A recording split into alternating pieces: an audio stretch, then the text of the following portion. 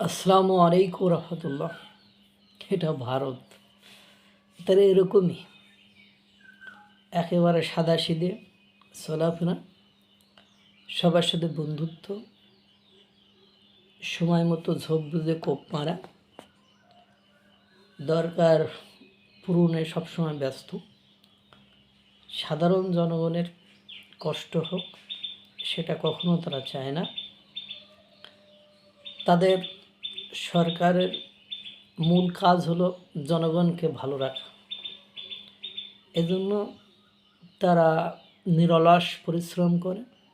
তাদের ডিপ্লোমেসি অর্থাৎ কূটনীতি বর্তমান সময়ের বিশ্বে সবচেয়ে সমাদৃত। কেননা সবাই যখন হতাশ, ইরান, ইসরায়েল, আমেরিকার যুদ্ধ নিয়ে সকলেই যখন বিব্রত, অনেক দেশের তেল সংকট শুরু হয়েছে, তখনও ডিজেল বাংলাদেশ সহ বিভিন্ন দেশে রপ্তানি করে। সেই দেশটির নাম ভারত। আপনারা জানেন এলএনজি গ্যাস হিউজ পরিমাণ মধ্যপ্রাচ্য থেকে ভারতকে আমদানি করতে হয়। সঙ্গত কারণেই ইসরায়েল এবং আমেরিকা একটা যুদ্ধবিরতির ঘোষণা করেছিল। সেই যুদ্ধবিরতি 6 ঘন্টা সাস্টেইন করেছিল।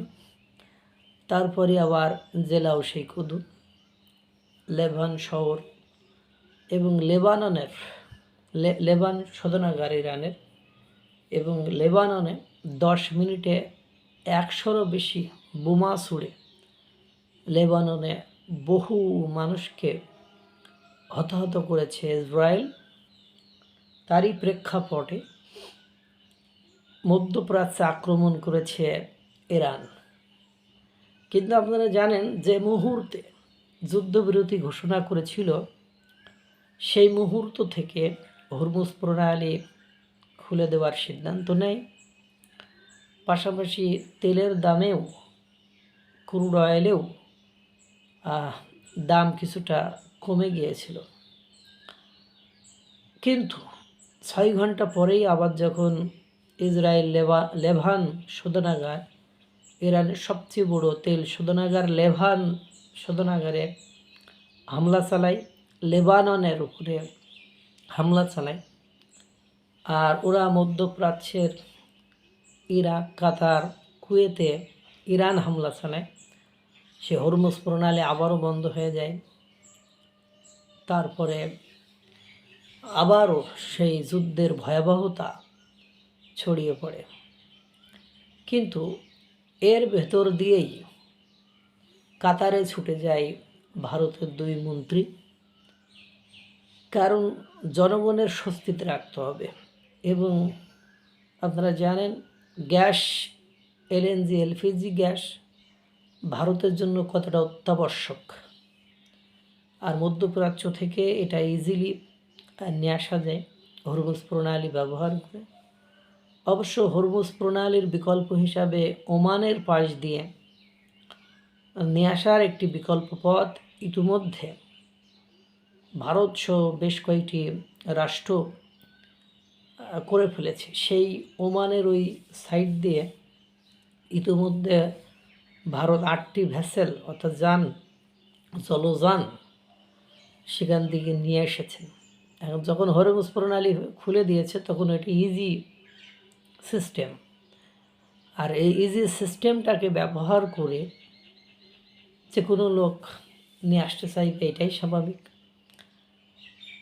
কাতারে ছুটে দেওয়া 2 জন মন্ত্রী ওখান থেকে আপনার এলএনজি গ্যাস বোঝাই একটি ভ্যাসেল, একটা জাহাজ ইতিমধ্যে ভারতে ঢুকিয়ে ফেলেছে।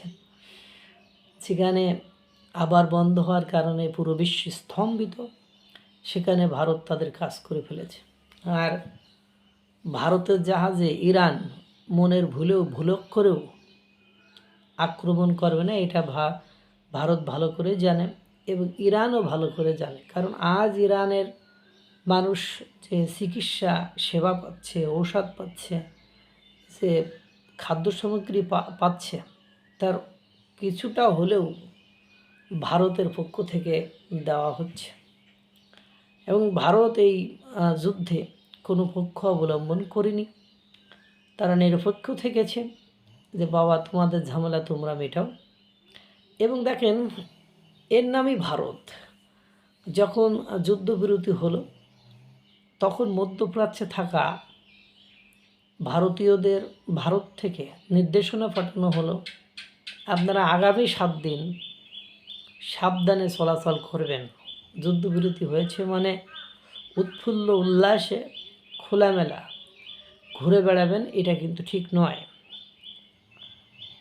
দেখেন, তার সেই যুদ্ধবিরতি 6 ঘন্টা পরেই আক্রমণ, উভয় পক্ষ কিন্তু আক্রমণ করলো এবং মধ্যপ্রাচ্যের 3টি রাষ্ট্র ইরাক, কুয়েত, কাতার, সেখানে কিন্তু ইরান হামলা চালালো। অর্থাৎ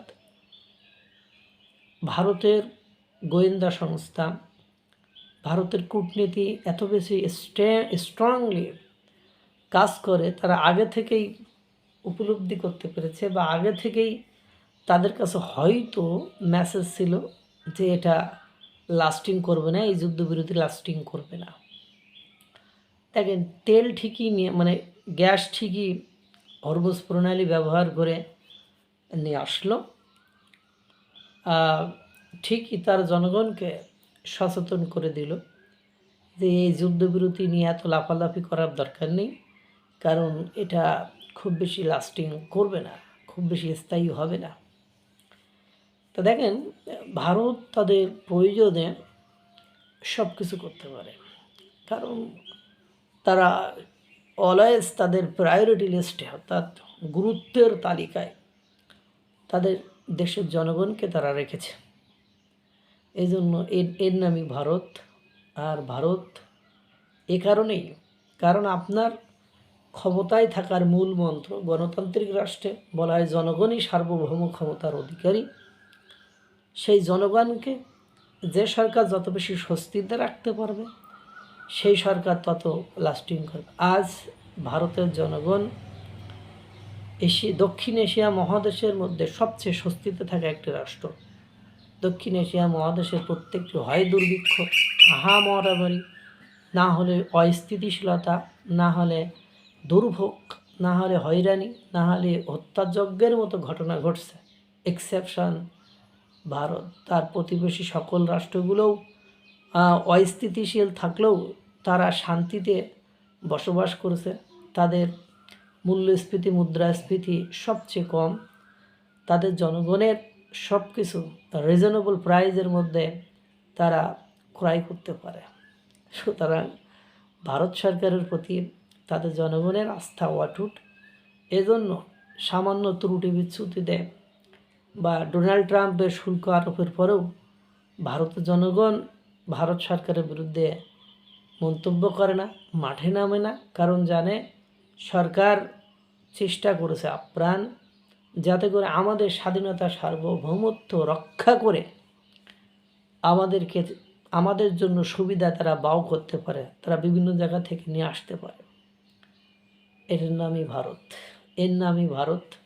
আল্লাহ তাআলা সকলকে ভালো রাখুক, সুস্থ রাখুক। আসসালামু আলাইকুম ওয়া রাহমাতুল্লাহ।